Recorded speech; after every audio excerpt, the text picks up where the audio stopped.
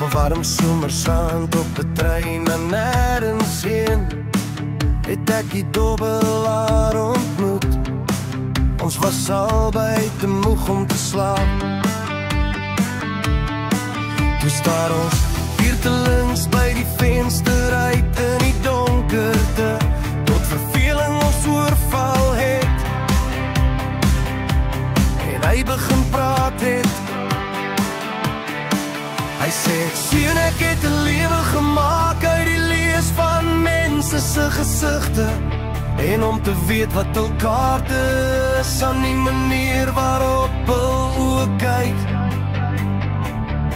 So as jy nie omgee dat ek dit sê nie, kan ek sien jy sonder rase.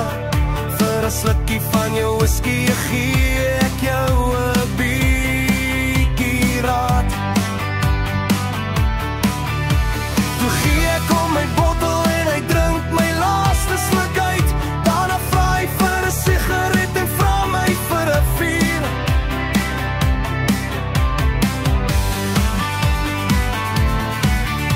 En die nag raak doodstil en sy gesig verloor alle uitdrukking. Hy sê, as jy die spel gaan speel, seun moet jy leer om dit reg te speel. Jy moet weet wanneer om vas te hou, weet wanneer om te vou, weet wanneer om weg te stap en weet wanneer om te hardloop.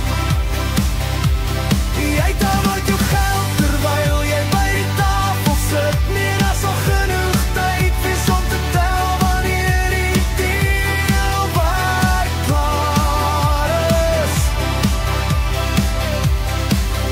Elke dobbelaar weet dat die geheim om te oorleef is om te weet wat om weg te gooi en wat om te behou. Want elke hand is 'n wenner en elke hand is 'n verloorde. En die beste waarop jy kan hoop is om in jou slaap te sterf. En toe hy klaar gepraat het, draai hy terug na die venster, druk sy sigaret dood en raak aan die slaap.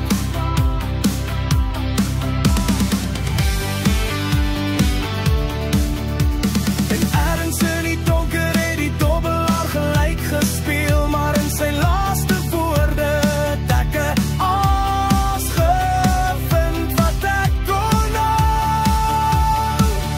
Jy moet weet wanneer om vas te hou, weet wanneer om te vou, weet wanneer om weg te stap en weet wanneer om te hardloop.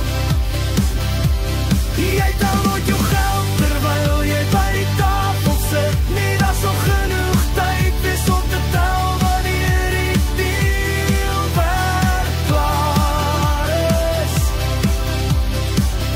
Jy moet weet wanneer om vas te hou, weet wanneer om te vou, weet wanneer om weg te stap en weet wanneer om te hardloop. Jy tel nooit jou geld